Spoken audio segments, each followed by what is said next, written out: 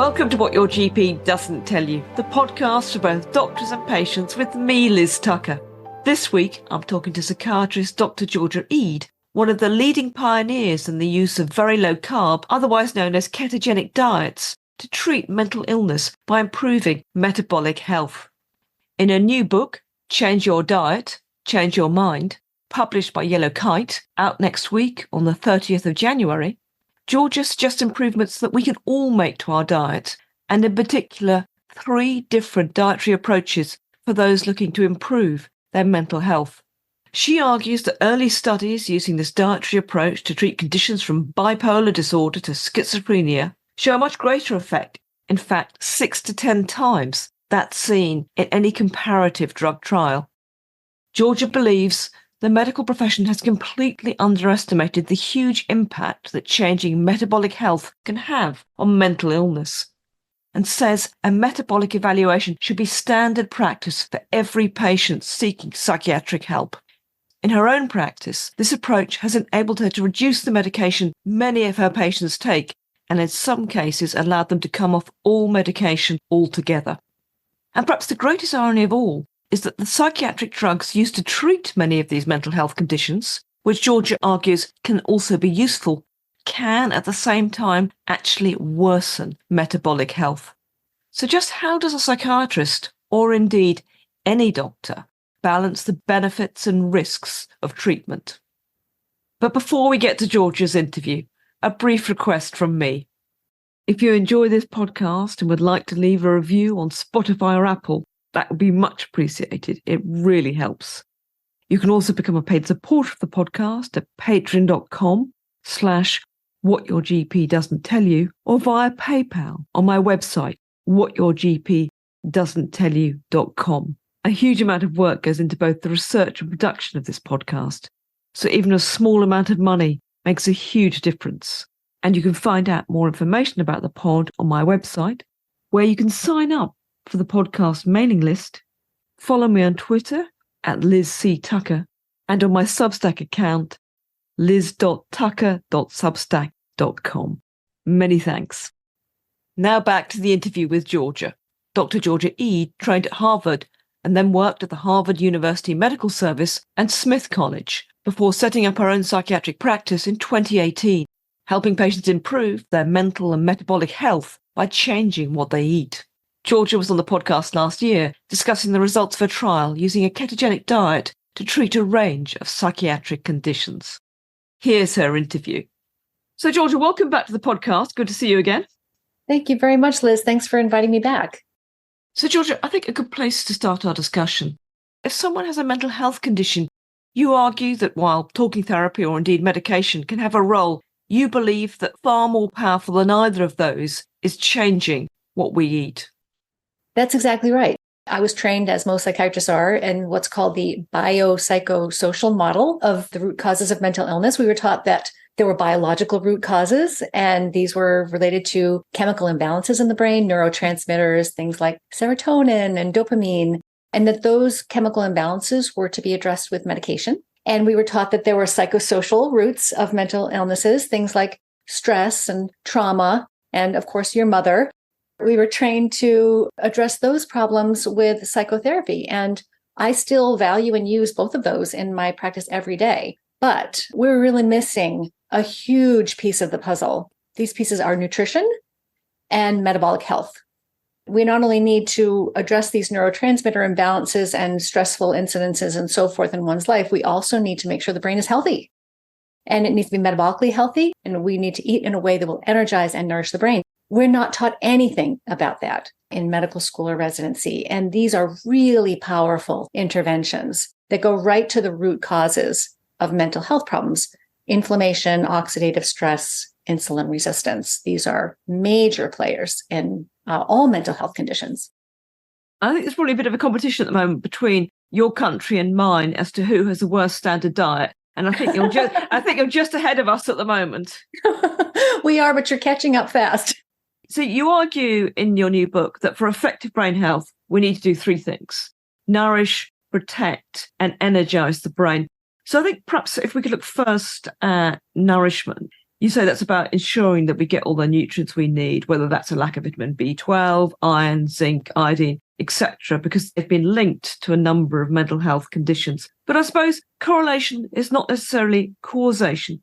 Might it be that someone with a mental illness just has naturally a lower level of these nutrients? That's an interesting question. I mean, it could be. I've never thought about this question you've just asked me, whether some of us are just naturally lower in these, are designed to be naturally lower in these nutrients. I haven't thought about it that way before. It doesn't sound logical to me. It doesn't sound compatible with evolution. There are many, many differences between individuals. We are not all the same, but there are some things that all of us do have in common that we sometimes overlook. And as we all do need the same nutrients, we may need slightly different amounts of them depending on what we're doing and how old we are and whether we're ill and that sort of thing. But we do all need the same set of nutrients. And if our nutrients fall below a certain level, then that's problematic.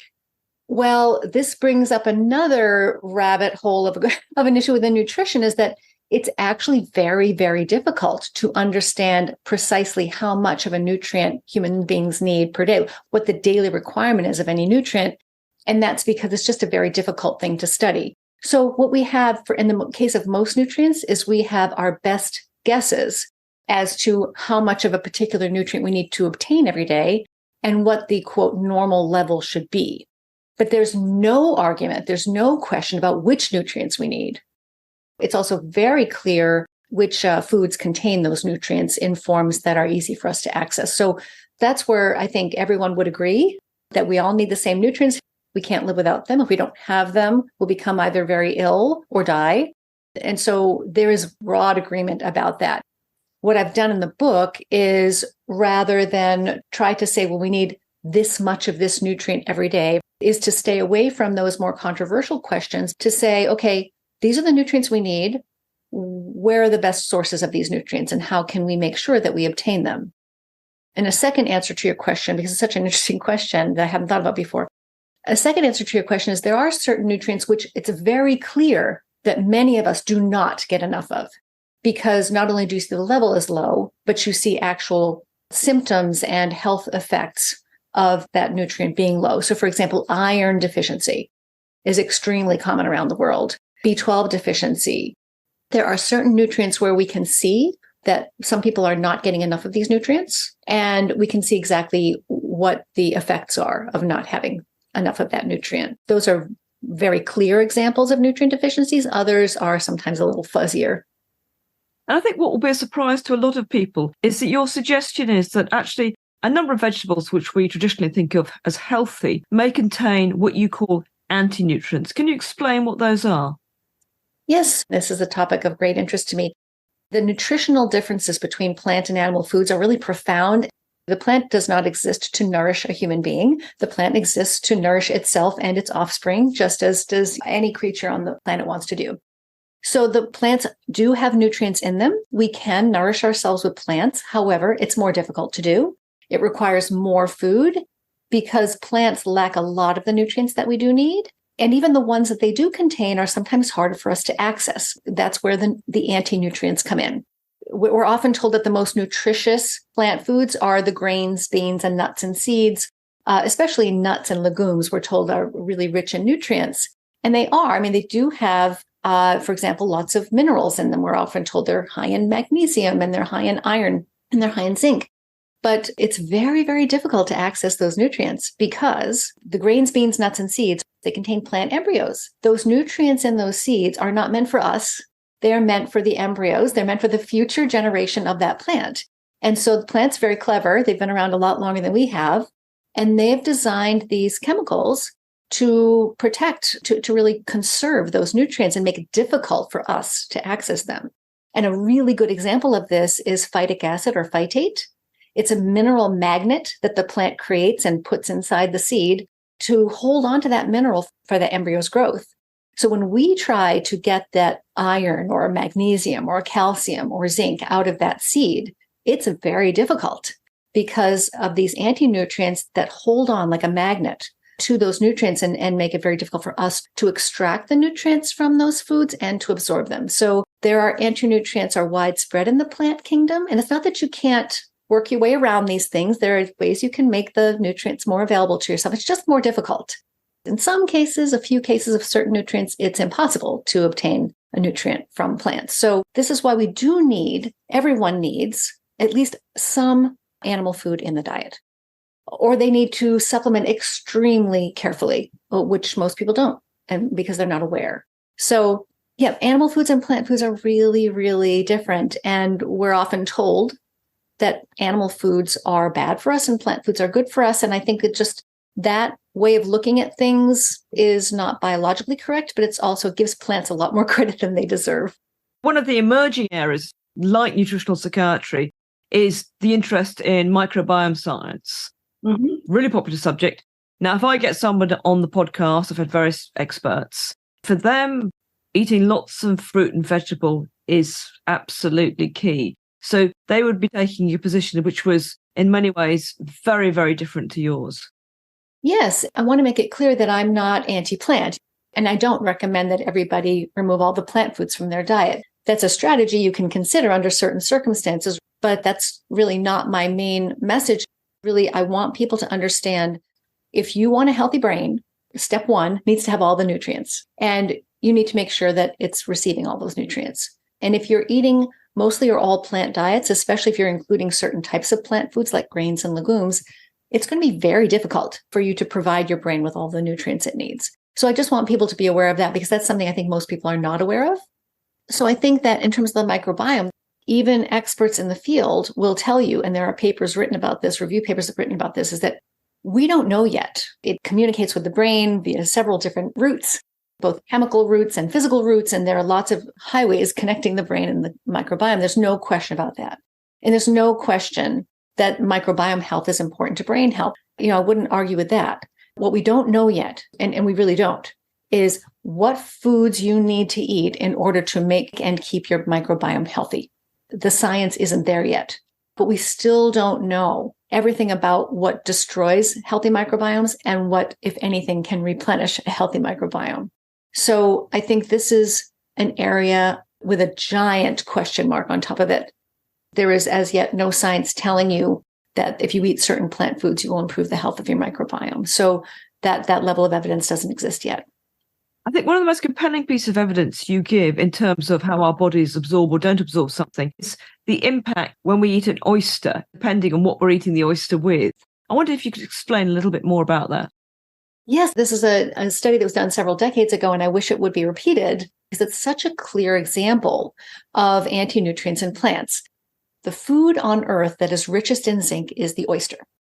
And so if you eat an oyster all by itself, your zinc levels will rise in the blood very nicely after you eat that oyster. You can see a peak in the bloodstream that's quite steep as your system absorbs that zinc.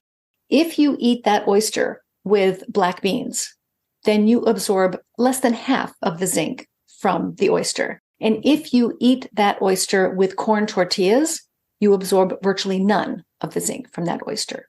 So this is a perfect example of a seed food, a grain, a bean, and not a seed. So we've got black beans in this example and corn tortillas in the example. Black beans are a legume. They are seeds. They are the seeds of a legume plant. They contain phytic acid, which is a very strong zinc magnet, which makes it much more difficult, not only for you to obtain zinc from the black beans themselves, but also from anything you eat with those black beans. That's how powerful a magnet it is. In the case of corn, it completely blocks your ability to obtain any zinc. So one of the best kept secrets in nutrition science is that just because a plant contains a nutrient doesn't necessarily mean we can access it. So you can look on the food label and it can say, oh, it's got, it's rich in zinc, or it's rich in magnesium, or it's rich in calcium, or what have you, iron.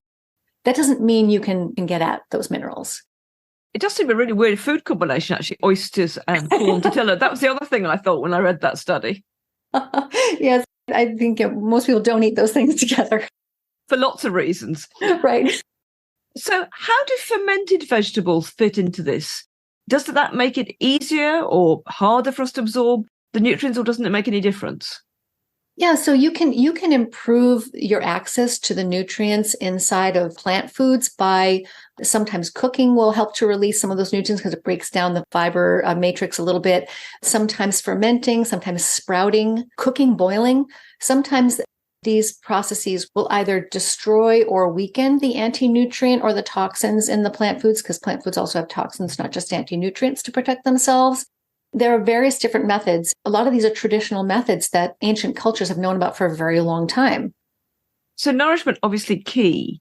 The second step that you identify for brain health is protection, basically removing those foodstuffs that might harm us. Now, one of those that you identify as particularly problematic are vegetable seed oils. Why are those damaging?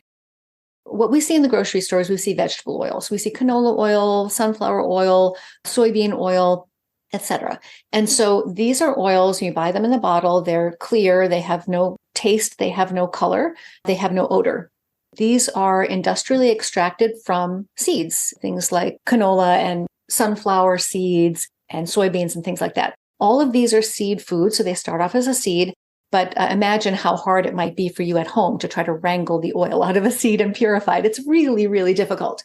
So it requires industrial extraction methods, which are really quite complex. So these seed oils, or so-called vegetable oils, which I think is a lovely marketing term for these, the seed oils have really only been part of the human diet for about 100 years or so, and especially since the 1960s, when the American Heart Association gave them their blessing in terms of saying these are heart healthy fats.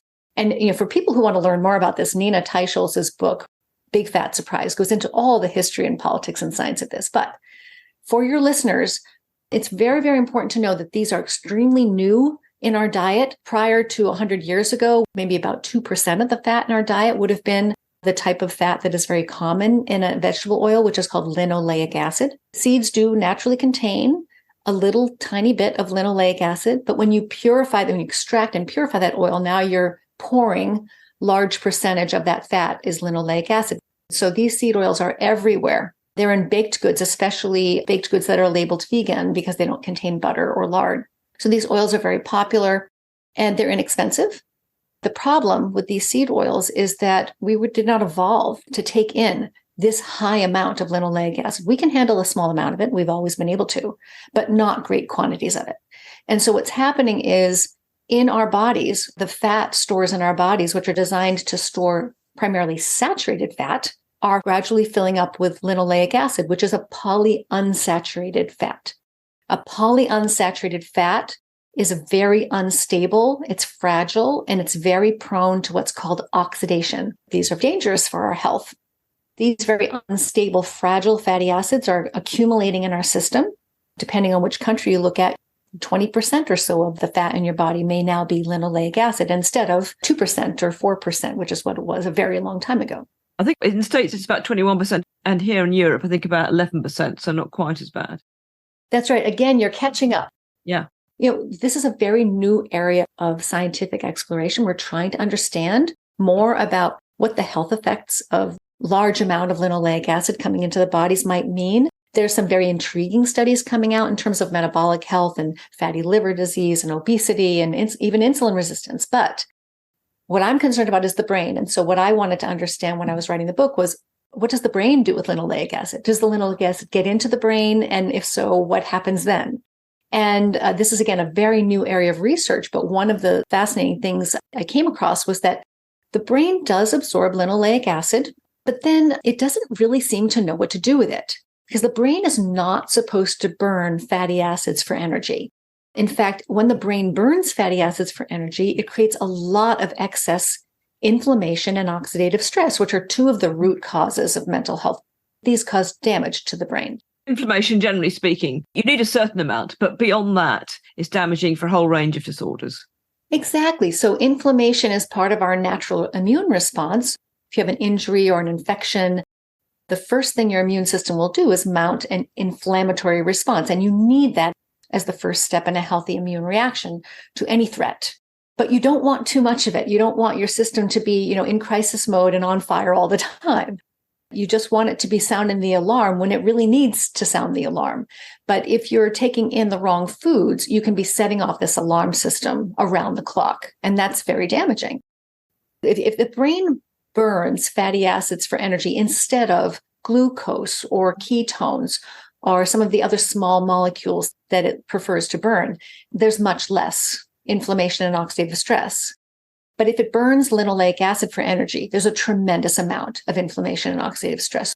We're told that linoleic acid is essential. We're told that it's an essential fatty acid and that we must have it every day. And nothing could be further from the truth. The only reason we need linoleic acid, theoretically, is to make another fatty acid called arachidonic acid, which you can get from animal foods without any risk to your health. But in any case, the linoleic acid that the brain absorbs does not get turned into arachidonic acid, which is what we're told it's supposed to do with it. It burns it for energy. It's just, I think, worth pausing and thinking about, is this really something we want to be risking for no good reason? There's no reason to eat vegetable oil. Absolutely none. In fact, many, many reasons to avoid it. And I would strongly recommend that people remove as much of this from their diets as they can. So purely from the precautionary principle, there are other oils that you can easily use instead, such as olive oil or avocado oil. Absolutely. Fats in general from any whole food, from an avocado, from a nut, from a steak, from an egg, fats from natural whole foods, we've been eating them forever. I see no risk to consuming fats as part of whole foods, whether from plants or animals. The problem is when you extract fats and concentrate them and process them and refine them, you're doing something that we've never really done before in human history. And I think some of these consequences are becoming clear. Some of these are yet to be discovered. Now, another food group that you're recommending we should stop eating are refined carbs. So those things like grains, flours, sugar. But the interesting thing is we've been eating these for thousands of years, and it's only relatively recently that we've seen this huge increase in metabolic disorders, whether that's heart disease, stroke, or diabetes. So is it also about the quantities of refined carbs we're now eating? Yes, I think this is a very, very important distinction to make. My view is that carbohydrates from whole foods in and of themselves are not unhealthy, that we have been, consuming carbohydrates and fruits and root vegetables, seeds, nuts, hundreds of thousands of years. So clearly, carbohydrates themselves are not the root of our modern skyrocketing rates of metabolic disease. However, there's a quality and quantity issue, I think, partly at play. And then there's also all of the other things that have changed in our diet in the past 100 years or so at play. And I think these are all combining in spectacular fashion to destroy our health. And so it's not just about carbohydrates, but it is partly about the quantity and quality of the carbohydrates. Until, very recently didn't have access to huge amounts of pulverized grain and sugar. Where previously, these were very hard to come by, especially sugar. So now flour and sugar and refined starches are in almost everything we eat, and we're eating them all day long. So it's one thing for the human body to be able to safely handle carbohydrates from whole foods. It's another thing to ask the body to handle refined, purified, concentrated sources that turn instantly into glucose in your bloodstream without you really having to do anything. These pre-digested carbohydrates, you're flooding your system all day long, and you can have too much of a good thing. Sure, but I suppose I was thinking complex carbohydrates aside, which would be the carbohydrates you find in vegetables, fruits, etc. Refined carbohydrates, which I know you're not a fan of, but we have been eating those also really since the agricultural age. But the difference is now it's the level of refined carbs that we're eating. It's the degree of refinement and the quantity. It took an awful lot of labor to make flour, and one could argue that the arrival of flour on the human menu in grand scale, depending on where you lived, 6,000 to 10,000 years ago, was probably not good for human health. There's some historical and archaeological evidence, anthropological evidence to suggest that that's the case. But regardless of whether flour was good or bad for the human race and human health, it's very clear from modern science, we can tell that eating too much sugar and flour, anything that is causing your insulin levels to spike too frequently, if you're eating too many of the wrong carbohydrates too often, your system will not be able to handle it. And you can see this on a glucose monitor, and you can see this in your insulin levels. If your glucose is running too high too often, if your insulin levels are running too high too often, we know from decades of metabolic research that this is very damaging to the brain and the body.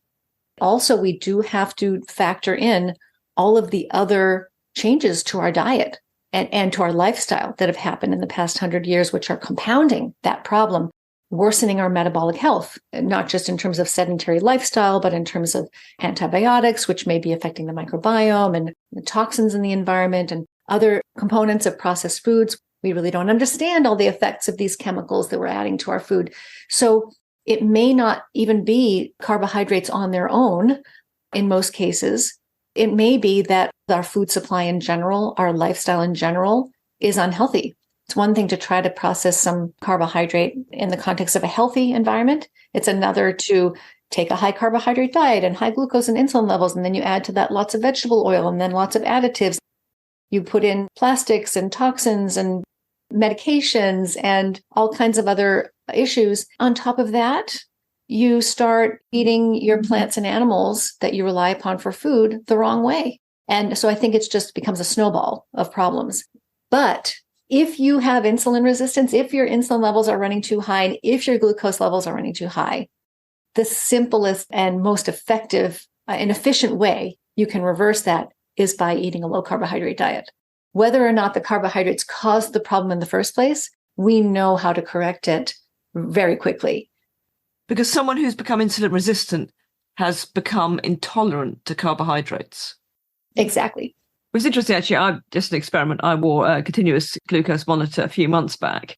Most of the readings were fine, but actually I found that rice, and I saw someone else put their graphs up online, actually, and they had a similar pattern to mine. Again, reasonably healthy profile. But with rice, they noticed it kept up their glucose levels for much longer. And I tried it twice to see if the one-off was just a coincidence, but it wasn't. I eat a reasonably healthy diet anyway. I don't eat loads of carbs, but I do eat some. And no other carbohydrate came close to having that impact. Now, that's very interesting, Liz. So first of all, if people who are listening to the podcast haven't tried a glucose monitor, I highly recommend it if you can get your hands on one. Just to say that if you're in the UK, you don't need a prescription. But for US listeners, you do still, I think, need a prescription for a glucose continuous monitor. Yes. Isn't that ridiculous? Why? Why do you need a prescription for a glucose monitor? How are you going to harm yourself with a glucose monitor? Yeah. So you don't need a prescription in the UK and many other European countries either. And if you can afford one, even one will give you 10 to 14 days of really interesting insight into your metabolism, which is fascinating, right? So I'm really curious, Liz, what kind of rice was it?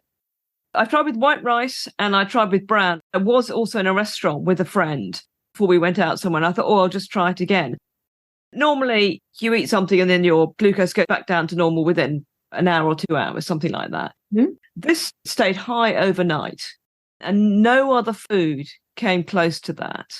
That's fascinating. So this was with brown as well as white? Yeah. The impact that it's had on me is I have stopped eating rice as a result. And I'm not someone who has a huge portion of rice. Not to want to bore people with my physical health, but I don't have a high BMI. All the other measures, my waist is less than half my height, et cetera, et cetera. That is fascinating. That's the magic of the continuous glucose monitor is you can learn so much. And some of it will definitely be surprising and unique to certain individuals too. So not everybody will have the same response to different foods. And that's where the whole personalization piece comes in. I love that you did that experiment. And this probably isn't a good thing. I noticed when I had a chocolate bar, my body seemed to recover quite quickly. And that's obviously not the message that you want to give, obviously. And I want to be clear, I don't eat loads of chocolate bars, but I was experimenting with different food to see what happened. After the rice experiment, I was quite nervous and ironically, relatively small peak. It's so interesting. And of course, now the piece that's missing with a continuous glucose monitor is the insulin response. Yeah. The glucose response is really, really important, but it really is just half the story. The other thing we want to know is how much insulin did your body need to put out to get your glucose back under control? That's the real killer, the silent killer, driving most chronic health diseases, whether they're physical or emotional, cognitive, is high insulin levels because the body can deal with a lot of carbohydrate, but at what expense? So, Georgia, over time, we produce more and more insulin. Exactly. So it looks like our glucose level is okay, but actually our body is having to work harder and harder to keep our glucose level under control. Exactly. In many cases, it can't keep it up forever, and that's type 2 diabetes.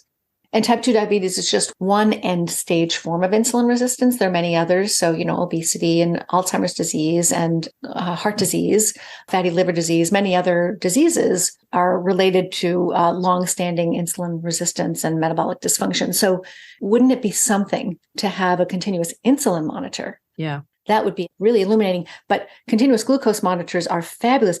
They help you understand which foods are safer for your metabolism. And I think people eat a lot more mindfully once they have some of that information. I mean, I probably have, I don't know, sort of 100-ish carbs a day, something like that. So I'm not a high carb eater, certainly in terms of Western standards.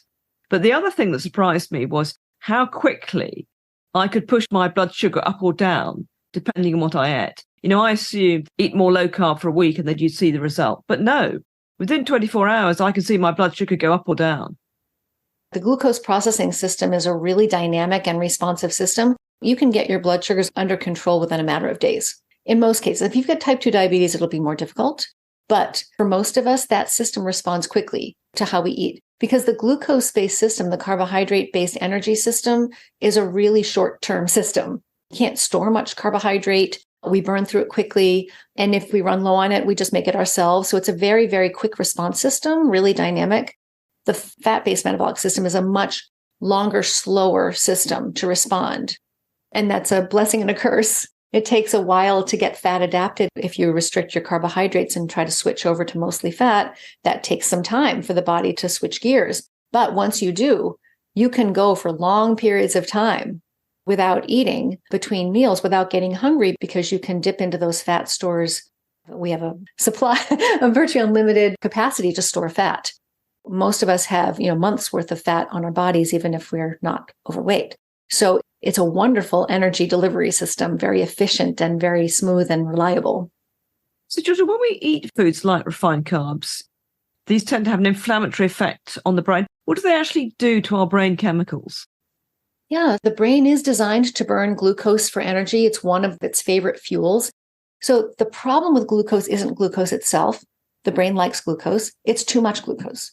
So if the glucose level in the brain is too high, that excess glucose literally sticks to proteins, DNA, and other important components of cells in the brain. It turns them, kind of caramelizes them into these sticky, dysfunctional, crippled molecules called advanced glycation end products.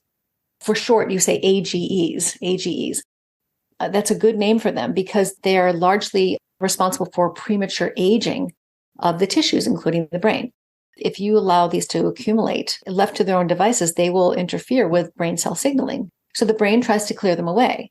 So it has an immune system. It mounts an inflammatory response. It releases inflammatory cytokines. It releases what are called oxygen-free radicals. And these are the first responders of your brain's immune system. And they are to sound the alarm and say, hey, we've got a problem. We have these caramelized clusters building up everywhere, gumming up the works. Let's clear them away. After the system has cleared them away, those SOS signals are supposed to quiet down. And then there's supposed to be a healing phase so that the neighborhood is restored to its previous peaceful state. But if you're eating the wrong way and you're getting these glucose spikes in your bloodstream and in your brain 3, 4, 5, 6 times a day, which is how most people are eating now, then instead of this temporary, controlled, targeted inflammation and oxidative stress, you have chronic, uncontrolled inflammation and oxidative stress. And that is very damaging for the brain. You certainly don't want the brain to be in crisis mode around the clock. It physically damages all of the structures of the brain. So eating too much sugar over time, it's really paradoxical, will make it more and more difficult for your brain to use that sugar for energy. It's just flooded with sugar. It can't cope. It's flooded with sugar, and those high insulin levels that it takes to manage that sugar, they're making the brain over time more and more insulin resistant. So the glucose will still flow in, no questions asked, because the brain doesn't want any barriers to glucose entering the brain. It needs glucose. It makes it easy for glucose to come in. So even if you have severe metabolic disease or type 2 diabetes or other end-stage metabolic, your brain will never be running low on glucose. What you have to worry about is low brain insulin. The more insulin you bombard your brain with over time, the harder it will be for that insulin to cross into the brain because the surface of the brain, the blood-brain barrier, has receptors that escort insulin into the brain. Those receptors become over time damaged. That system can't handle being bombarded with insulin all the time. And so then what you've got is a brain swimming in a sea of glucose and still starving to death because the insulin can't get in. This really brings us to the third stage of your argument. We've got to nourish and protect the brain, but we've got to energize it. And these high glucose levels stop the brain being able to energize effectively. Exactly. That's called cerebral glucose hypometabolism. And all it means, it's a fancy word for sluggish brain glucose processing. You can measure glucose processing in the brain using these PET scans, which look at glucose utilization in various areas of the brain. Scientists can see sluggish brain glucose processing on these PET scans, and you can see it in women with insulin resistance in their 20s. So even though they don't have any cognitive symptoms whatsoever, they're on the path to Alzheimer's disease without knowing it, because it takes a long time to be aware of the cognitive side effects. But, I worked in college settings for 13 years as a college psychiatrist. I can't tell you how many times I heard my students say to me, I just feel like my memory isn't as good as when I was in high school. I don't think I'm as sharp as I was in high school. I just don't process information as well as I used to. I have to work harder. I heard that so many times. That shouldn't be in your 20s. In your 20s, you should have robust brain capacity. And it now seems that there's more and more mental conditions being linked to metabolic disorders, from schizophrenia, bipolar disorder, OCD, various forms of depression. Yes, virtually every psychiatric condition that's been looked at, there are problems with brain glucose processing, if not driving that disease, certainly contributing to its severity and its course. And so, for example, we know that people with bipolar disorder, and this is from the really excellent work of Dr. Cynthia Kalkin, who is a metabolic psychiatrist at the University of Dalhousie, Dalhousie University in Nova Scotia. She has found that in her patients with bipolar disorder, if they also have insulin resistance, then they are less likely to respond to the mood stabilizer lithium. They are more likely to have a chronic, severe, deteriorating course of their illness, and more likely to have what's called rapid cycling of their mood. So a much more severe course. She also found that if you reverse that insulin resistance, in this case using a medication, that people with depression in her study improved substantially. 90% of them went into remission after many years of not responding to other types of treatment. So insulin resistance is playing a major role. And the important thing about her work is it shows it's not just correlation, and actually there is causation there. Absolutely. She's the first person to show that if you reverse insulin resistance, then you could reverse symptoms of a serious mental illness. That shows that insulin resistance isn't just an innocent bystander. It isn't just a coincidence. It is playing a direct role in the severity of that illness. And how easy is it to reverse insulin resistance? Very, very easy. You can use medications that work sometimes. That's what she did. Didn't work for everyone, worked for about half of her patients. But you can also just eat less carbohydrate. You take all that pressure off your system. Of course, most of your listeners won't have bipolar disorder. It's not a very common condition. It's maybe 1% to 2% of the population. But what your listeners may be interested to know is that Alzheimer's disease, which all of us are afraid of getting, we know this from the work of Dr. Suzanne de Lamont and many other people now around the world, insulin resistance is not just an innocent bystander in Alzheimer's disease either. It is, in fact, a causal driving force. In fact, one of the only forces you can really do much about. You have tremendous control over this risk factor for Alzheimer's disease. And the sooner you turn that around, the better, because it takes a good at least 20 years for Alzheimer's disease to develop. It's developing very silently in the background. So it's not just doesn't pop up in your 70s. It's already happening. If you're eating the wrong way, you're already putting yourself at very high risk, no matter how old you are. So basically, energizing our brain means keeping our blood sugar levels within a healthy range. And the important thing is we want to prevent conditions rather than having to treat them once they've developed. Yes, because Alzheimer's disease is a neurodegenerative disease. It's basically killing the brain slowly. Once those cells are gone, they're gone. You can't get them back. So the earlier you intervene, the better. You want to keep your glucose levels in a healthy range and your insulin levels in a healthy range. Now, Georgia, you recommend things we can all do to improve our diets, and then explain 3 approaches in particular for those people with a mental health condition. Yes, So the core of your diet should be non-dairy animal foods. Going one level out, the next layer of that, outside of that, is the fruits and vegetables that you tolerate well. And this can be a very wide variety if you're robustly healthy, or it might be a narrower variety if you have some insulin resistance or gut damage or other food sensitivities. And then beyond that, sort of the grains and the beans and the nuts and the seeds, all the other things that one could have in a whole foods diet, those are riskier. They're still nutritious, but they do have some risks involved that people need to know about. So those are on the outer layer of the core. If you have a mental health condition and you want to, as quickly and efficiently, identify whether or not your diet is driving your mental health condition, I recommend, for efficiency's sake, the quickest way to do this is to narrow your diet down to what I call a quiet diet. There's a quiet paleo diet, there's a quiet keto diet, there's a quiet carnivore diet. These are uniquely modified plans that not just stick to those whole food principles that I was just describing, but they also eliminate some of the more problematic foods, some of the common culprits in terms of gut health and brain health. So, for example, I recommend that people avoid cassava root or tapioca starch because it contains cyanide, which is a mitochondrial poison. One of the worst meals at school was tapioca pudding, so that's no loss. So, this is one example. I recommend that people avoid nightshades because they have neurotoxic properties, that they avoid flaxseed, and that all of these diets are also quiet on the metabolism. So the quiet paleo diet does put a certain limit on carbohydrates to about 90 grams of carbohydrate per day. So that's a little gentler on your glucose and insulin system. So kind of what you're doing, you're eating about 100 grams of carbohydrate per day. And depending on the quality of those carbohydrates, that could be a really nice plan for somebody who does not have insulin resistance yet. That could be a very safe way of eating. It depends on your glucose levels and your insulin levels and your overall health and your goals. I've created these plans specifically for people who want to make some dietary changes in service of their mental health as efficiently as they can. They can try the different ones. They can try, a quiet paleo diet, a quiet keto, quiet carnivore, whatever they choose, or they can progress through them to try to get at the root of their problems.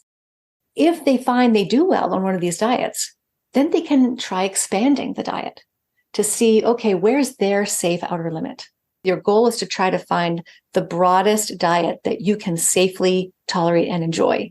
That's going to be a different place for everybody, depending on your health and your goals.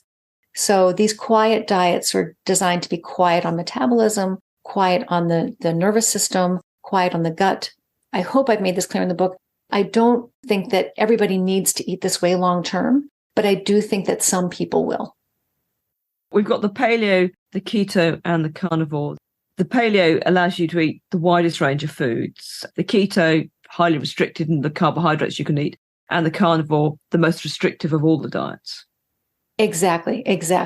So a paleo diet, for those who aren't familiar, paleo diet, it attempts to mimic the diet that our ancestors would have eaten before agriculture. So it's anything you'd find in the wild that doesn't need to be processed. It's whole plant and animal foods. It's basically meat and eggs and nuts and fish and starchy roots and vegetables and fruits, anything you would find if you're foraging, hunting and foraging.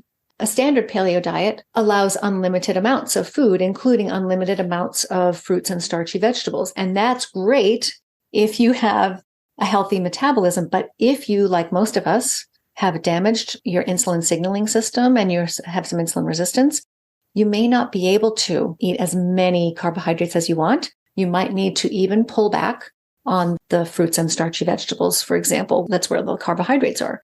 So in my quiet paleo diet, it limits the fruits and starchy vegetables to 90 grams of carbohydrate per day. Still allows you to eat fruits and roots, but puts a cap on it.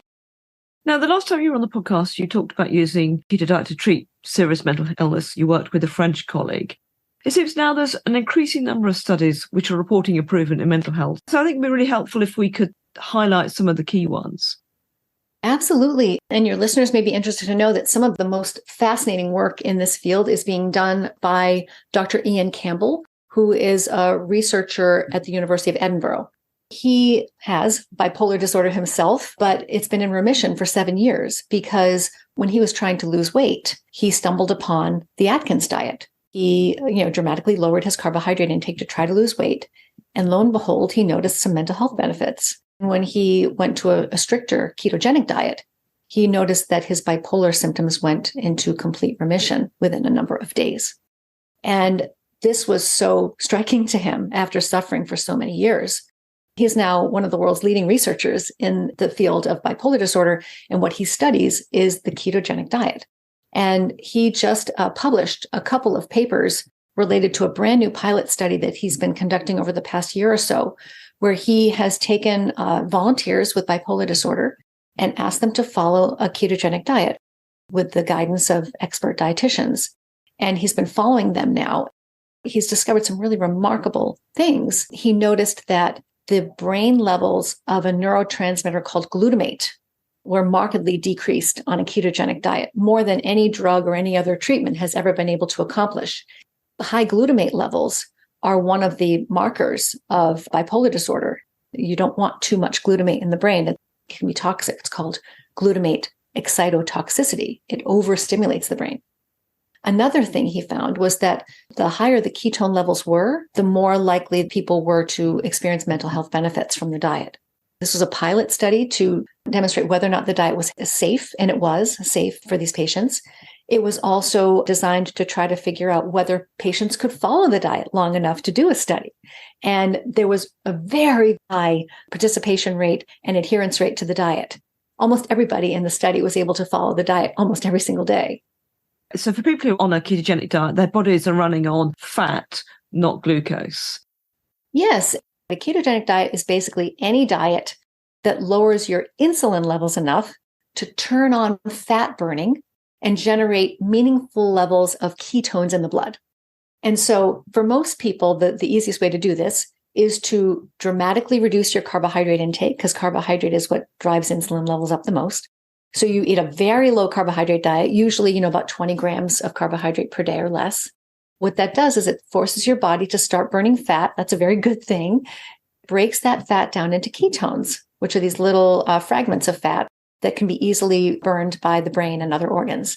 So they take over a lot of the energy production, not all of it. The brain and body will still use some glucose, but your body will shift from burning mostly glucose all the time to burning mostly fat and ketones all the time. And it's a completely different operating system. So the ketogenic diet that they were following was very low in carbohydrate and high in fat, moderate in protein. And so they were in ketosis. They had measurable levels of ketones in the blood. And the higher the ketone levels were, the better they felt. And I think that's really important. That's what we see in our clinical work too, in many cases, not all, but in many cases, it makes a difference how vigorously you're burning fat and creating those ketones. So what those ketones do is they cross easily into the brain. No questions asked, they waltz right in, and they start picking up the slack. If your brain has sluggish glucose processing for whatever reason, whether it's because you're insulin resistant or there's some genetic issue with how you burn glucose or there's been some damage to your brain in some way, the ketones can then march in and take over a lot of those responsibilities, and they can supplement the brain's energy requirements. There's research also at Stanford. Dr. Shivani Sethi has been conducting a study. It's not published yet, but her preliminary data are very intriguing in terms of, again, the higher the ketones. This is in people with bipolar disorder and schizophrenia, so psychosis as well as mood issues. What she has found is that, again, the higher the ketones, the better the outcomes seem to be. And what she's seen is so many metabolic benefits to the diet. People losing weight and their triglyceride levels come down and their blood pressure improves. All of these other markers of poor metabolic health also improve. Instead of side effects of the intervention, which we see with medications, you get side benefits. Lots of other health benefits from this way of eating that improve mental health as well as physical health. Now, you touched on it a moment ago, Georgia, but is there not an elephant in the room? If there's a link between mental health conditions and a number of metabolic disorders, is it not a problem that many of the drugs we use to treat these mental illnesses actually worsen metabolic health through, for example, increasing blood sugar levels? I'm so glad you asked that question, because the medications, especially some of the more powerful and potent and effective medications, the antipsychotic medications and the mood stabilizing anticonvulsant medications, they are simultaneously the most effective medicines we have as psychiatrists, especially when someone's in crisis, and also the most metabolically risky. The position that patients have been in for so long is trying to make a decision between their mental health and their physical health. Because when you take an antipsychotic medication like olanzapine or risperidone or quetiapine, Yes, it may help you quiet the voices. It may help you with suicidal thinking. It may help with severe anxiety, agitation. It may keep you out of the hospital or save your relationship. It may do some remarkable things for you if you're lucky. They don't work for everybody. And of course, for some people, there's a rare side effect where their suicidality will worsen from the drug rather than improve. Of course, all of these medications can go either way. But when these medications work, which they sometimes do, I've seen it myself hundreds of times, the price that people have to pay for that relief is sometimes their metabolic health. These medications shorten life. In many cases, cause significant amount of weight gains, almost impossible to lose. A sluggishness, apathy, sexual dysfunction, weight gain, high blood pressure, and type 2 diabetes. These are all very serious risks of these medications, and they're not uncommon. And so these shave years off of people's life and reduce quality of life as well. So that's a really tough decision to make. One of the lovely things about a ketogenic diet is you can, if you find these medicines useful, you can stay on these medicines and you can add the ketogenic diet to these medicines and counteract a lot of these metabolic side effects of the medications. And we saw that in the French study that you were asking about. If you add the diet to the medications, people, their health improves despite the fact that they're taking these metabolically risky medications. And what we should say is so far, and obviously this is an emerging field, there seem to be much greater effect sizes in what the researchers are reporting on ketogenic drug trials than have been achieved so far through medication. Yes, 6 to 10 times the effect of a ketogenic diet in our French study compared to standard drug trials for antidepressants and antipsychotics.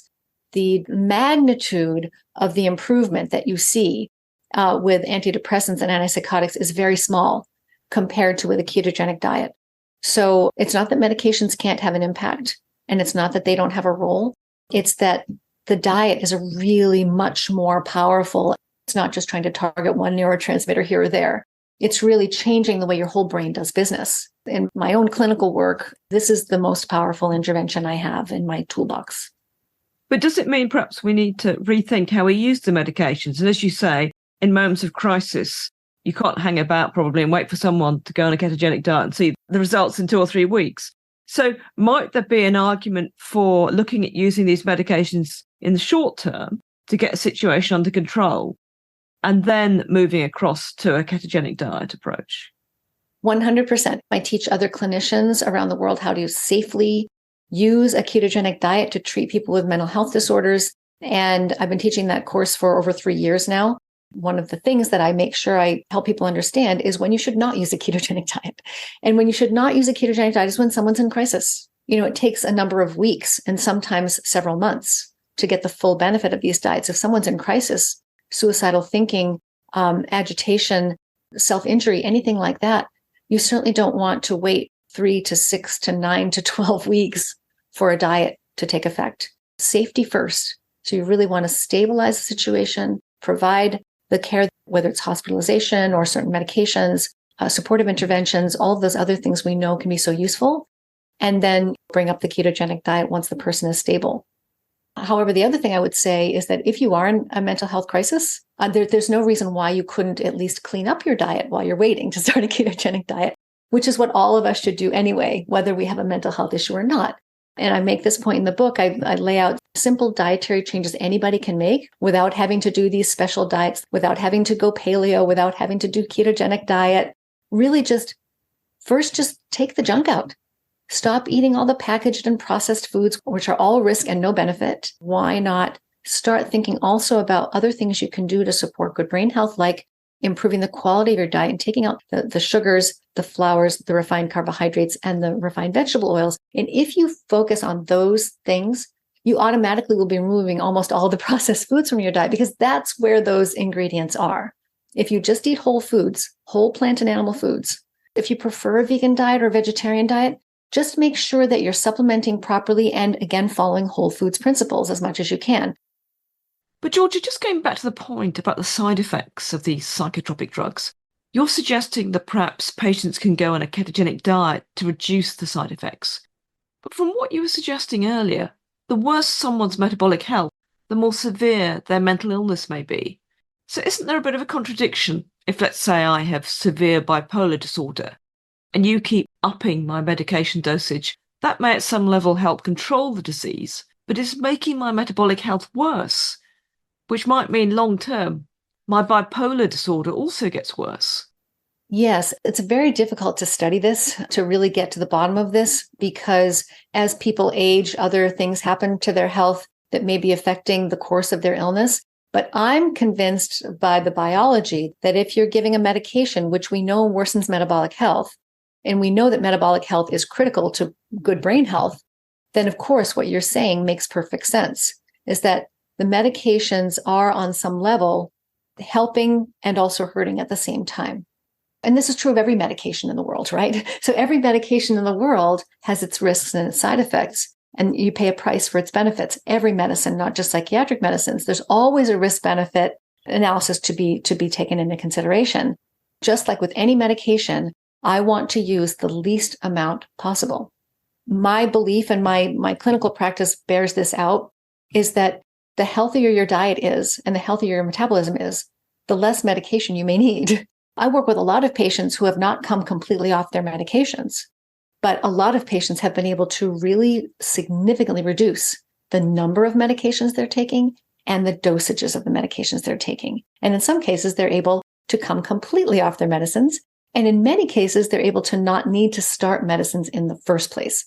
But does it mean psychiatrists around the world, whatever treatment modes they're using, they should at least be doing metabolic evaluations of patients before they put them on any drug? Thank you for mentioning that. Yes, everybody with a mental health condition deserves a metabolic evaluation. If you discover some markers of poor metabolic health, let's say high triglycerides, blood pressure is high, or insulin levels are high, or blood glucose is high, waist circumference is more than half your height. If you see any of these really simple to diagnose markers of insulin resistance, then you can have a conversation with that patient about, well, your metabolic health could use some improvement. While it may be discouraging for you to see these numbers give me hope, because when I look at these numbers, I see opportunity. If your metabolic health is part of what's running your mental health show, and we improve your metabolic health, I wonder what could happen for your mental health. And these numbers are easy to turn around. In a number of weeks, you can see dramatic improvement in your insulin, in your glucose levels, in your triglycerides, and even in your waist circumference, if you have the right information and know what to do. I think that even for clinicians around the world who don't feel comfortable or confident using a ketogenic diet in their practice, and most don't, there's so much you can do just by having that conversation and just watching those numbers and counseling people about just good sense, common sense dietary interventions, such as let's eat some real whole foods instead of junk. Let's just practice that for a month and see how that goes. Even that, especially if someone's younger, sometimes that's all that needs to happen. Well, Georgia, thank you so much for sparing the time to talk today. It's such a fascinating field and great to talk to someone who's absolutely at the cutting edge and one of the pioneers. So thank you so much. I really appreciate having me back on. Always really enjoy talking with you, Liz. Thank you. Always great to talk to you too, Georgia. Thanks. Bye. Bye. Hope you enjoyed the latest episode of the podcast. And if you've enjoyed the show, if you could leave a review, that would be much appreciated. It really helps. Many thanks for listening. Bye for now.